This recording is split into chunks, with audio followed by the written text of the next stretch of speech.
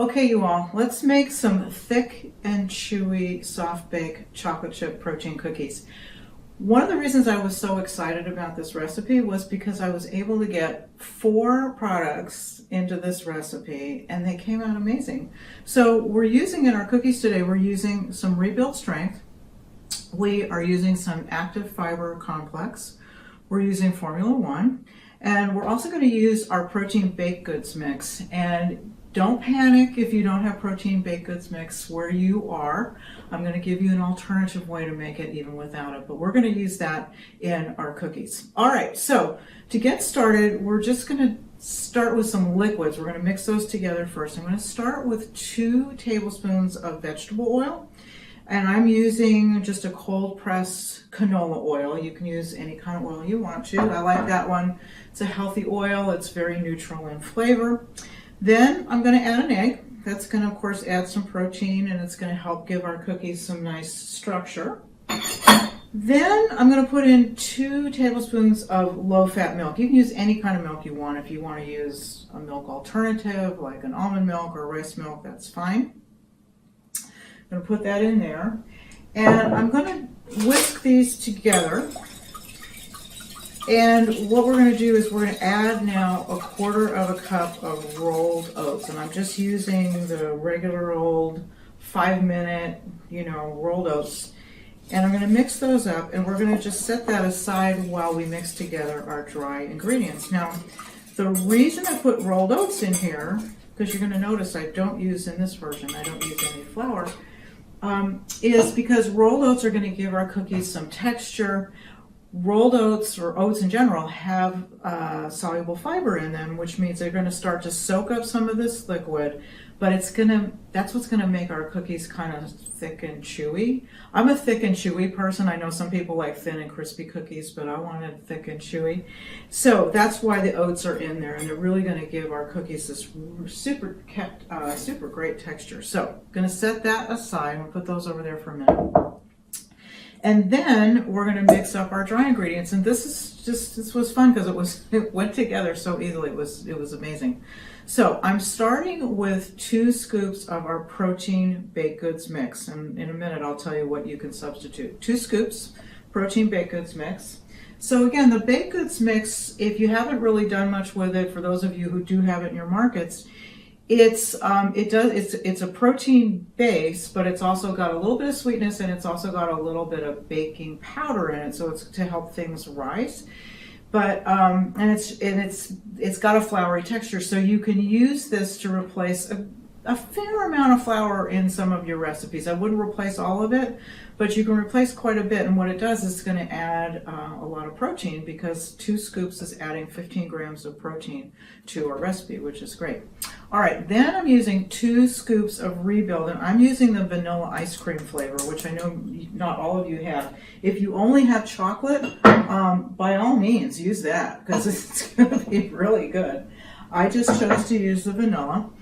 Then I've got 2 scoops of Formula One, and I'm using the cookies and cream flavor, which just seemed kind of logical since we're making cookies. That's, of course, adding, again, more protein. We're adding another 9 grams of protein by adding that, in addition to the protein we added from the Rebuild. And, it's got that nice cookie flavor. And then the other thing I wanted to get some fiber into the cookies, and I debated whether or not I should use the apple flavor. I'm using a scoop of Active Fiber Complex apple flavor. I wasn't sure if it would make the cookies taste too much like apple, but with all the other flavors we have going on, it's very subtle. So this was a great way, again, to add a little bit more sweetness. Add that fiber, which is important because most people don't get enough fiber every day. So that was a really nice ingredient. And the Active Fiber Complex, like the oats, also has some soluble fiber in it. And so I was taking advantage of that to help give our cookies a little bit more chew, because again, that soluble fiber dissolves in water a little bit, and it kind of soaks it up, and it makes that nice texture. All right, the other thing we need, 1/2 teaspoon of baking soda. So I'm going to stir that together. And as I said, if you don't have protein baked goods mix, you can still make these cookies, all right? So you're going to still use your 2 scoops of Rebuild, vanilla or chocolate. You're going to still use your 2 scoops of cookies and cream, although you could use any flavor, really, but that's the one I chose. Chocolate would probably be really good. You can still use your 1 scoop of active fiber complex, and oh, by the way, I need a pinch of salt in here, and your pinch of salt, and your baking soda. So the only difference, what you're going to do, if you don't have baked goods mix, you can replace those 2 scoops of protein baked goods mix with 2 tablespoons of PPP, all right, because that's going to help replace that protein. You're going to add a 1/4 teaspoon of baking powder, and you're going to add 2 tablespoons of flour, just regular all-purpose flour, whole wheat flour, whatever you want. And you do need to add about a tablespoon of sugar because, as I said, the protein baked goods mix is a little bit sweet. So if you do that, if you add the 2 tablespoons of PPP, the 1/4 teaspoon of baking powder, the 2 tablespoons of flour, and the tablespoon of sugar, just mix it up with all these other dry ingredients, you'll be good to go. So either way, works great. All right, so we've got our dry mix there, and now I'm just going to add this. Let's do it the other way. Let's add the dry to the liquid. I think that's probably going to work better.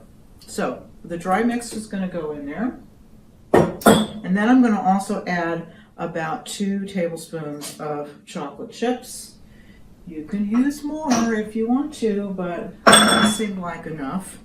And we're going to mix this together. When you first start mixing this, you're going to think that it's not going to hold together, but trust me, it does.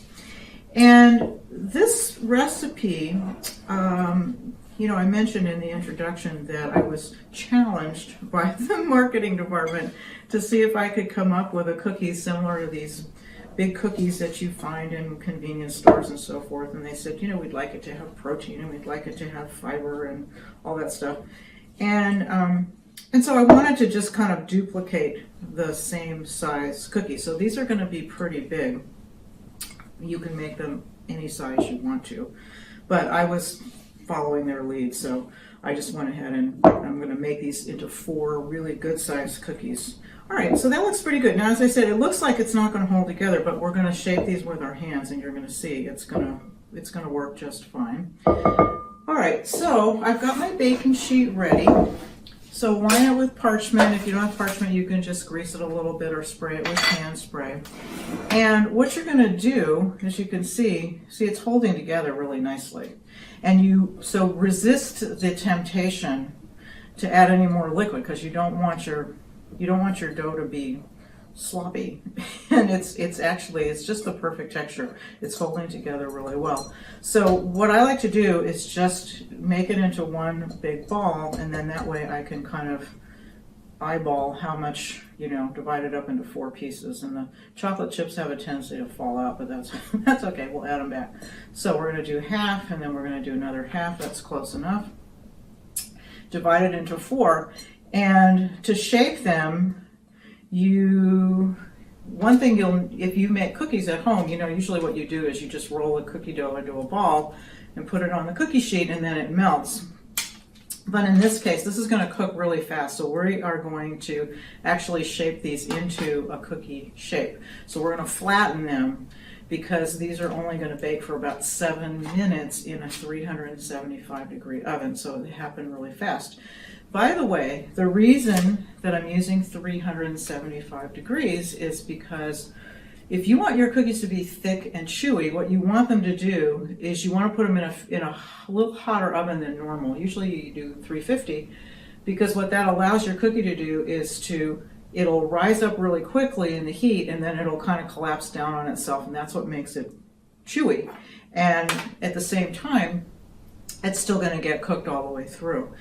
I'm using one of these. You don't have to have it. I happen to have this cookie cutter, which is about 3.5 inches across, and I'm just going to use it to press the dough just so that my cookie can be an absolutely perfect circle, which you don't have to do.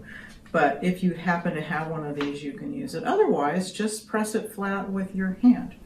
And you'll see the cookie's about 3.5 inches across when it's raw, but when we get this baked, you're going to see it's going to be quite a bit bigger.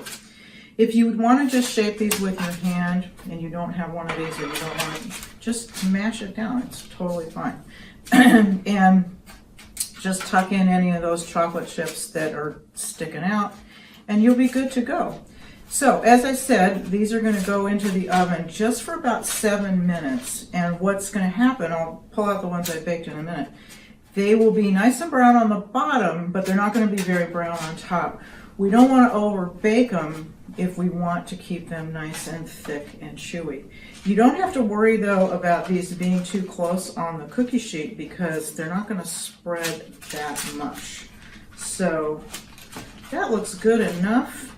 As I said, my oven is preheating. I'm going to go ahead, let me give my hands a little rinse here. I'm going to go ahead and put those in the oven, and then I'm going to pull out the ones that I baked earlier.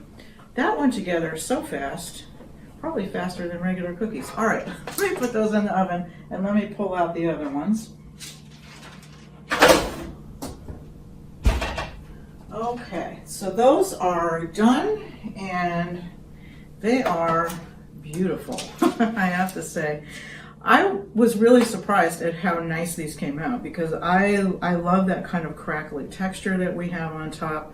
What I want you to see too is that they are nice and brown on the bottom. They're not particularly brown on top, but they're definitely cooked all the way through. And I also want you to see the texture because they're definitely soft. They're not crisp, they didn't break, they're not brittle, but they are cooked all the way through, and they're just this wonderful, amazing, chewy texture. It really just tastes like a really, really good chocolate chip cookie, which they are.